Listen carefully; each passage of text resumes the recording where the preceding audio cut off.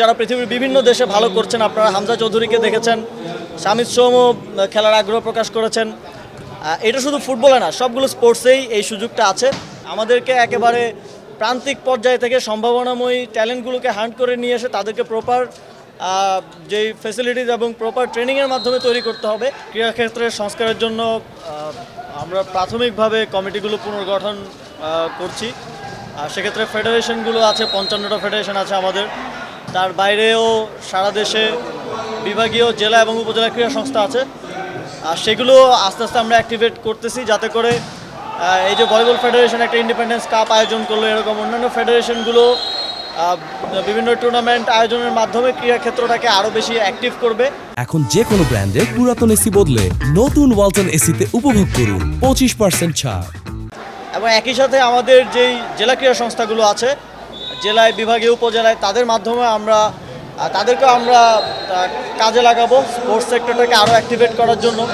আমাদের পূর্ববর্তী এক্সপিরিয়েন্স হচ্ছে, আমাদের জেলা ক্রীড়া সংস্থা বা উপজেলা ক্রীড়া সংস্থা তারা কোনো ধরনের খেলাধুলা অত বেশি আয়োজন করার সাথে সম্পৃক্ত ছিল না, বেশিরভাগ রাজনৈতিক ব্যক্তিত্ব সেখানে থাকতো।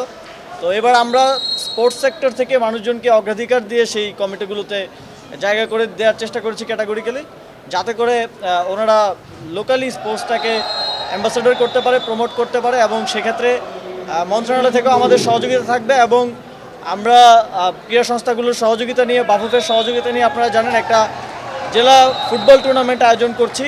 আমরা আশা করছি যে 64টা জেলাকেই আমরা অংশগ্রহণ করবে। এবং আমরা ভাবছি যে শুধু ঢাকা কিংবা শহর কেন্দ্রিক না করে আমরা যত বেশি সম্ভব ভেন্যুতে খেলা আয়োজন করতে পারি, যাতে করে ওই এলাকা কেন্দ্রিক দর্শক যারা আছেন তারাও খেলা দেখতে পারেন এবং আবার সারা দেশে স্পোর্টস একটা প্রাণ ফিরে পায়।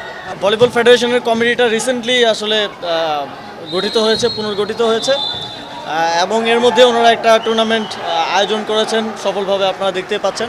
তো আশা করছি যে বিষয়গুলো এই মাঝখানের সময়টা যে কয়েকদিন কমিটি ছিল না, সেই সময়ে যে স্থবিরতা ছিল সেগুলো কাটিয়ে উঠবে এবং যে সমস্যাগুলো আছে এগুলো সমাধান করবেন। সার্চ কমিটির আমাদের একটা ছিল যে যত দ্রুত সময়ের মধ্যে পারা যায় ফেডারেশনগুলোকে পুনর্গঠন করা, তবে অবশ্যই সেক্ষেত্রে সতর্কতাটা জরুরি। আপনারা জানেন যে বিগত সময়ের বিভিন্ন রাজনৈতিক ব্যক্তিবৃন্দ ফেডারেশনগুলোতে ছিলেন এবং সেটার কারণে যা হয়েছে, ইভেন আমাদের যদি আমি শুটিং ফেডারেশনের কথা বলি, শুটিং ফেডারেশনের বিভিন্ন জায়গার অ্যামিউনেশন এবং অস্ত্র জুলাই গণঅভ্যুত্থানে ফেডারেশনের দায়িত্বশীলদের সহযোগিতাতেই এই মানুষের উপর গুলি করার ক্ষেত্রে ব্যবহৃত হয়েছে। সেক্ষেত্রে আমরা একটু এক্সট্রা সতর্কতা সহিত কমিটিগুলো পুনর্গঠন করছি।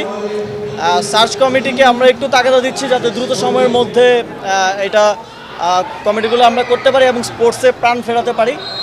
সেক্ষেত্রে সময় বৃদ্ধির বিষয়টা আমরা বিবেচনা করবো এবং সার্চ কমিটির সাথে কথা বলে এই বিষয়ে সিদ্ধান্ত নেব। অদ্ভুত খেলোয়াড় আছেন যারা পৃথিবীর বিভিন্ন দেশে ভালো করছেন, আপনারা হামজা চৌধুরীকে দেখেছেন, শামিদ সোমও খেলার আগ্রহ প্রকাশ করেছেন। এটা শুধু ফুটবলে না, সবগুলো স্পোর্টসেই এই সুযোগটা আছে।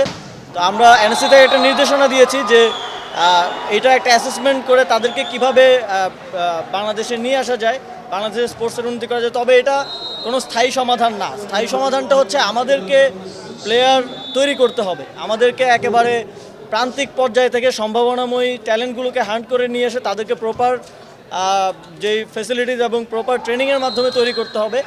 ওইটা হচ্ছে স্থায়ী সমাধান। তবে আমরা অবশ্যই যারা বাংলাদেশি বংশোদ্ভূত বিভিন্ন দেশে ভালো করছেন তাদেরকে বাংলাদেশে নিয়ে আসার সুযোগটা হাতছাড়া করতে চাইব না।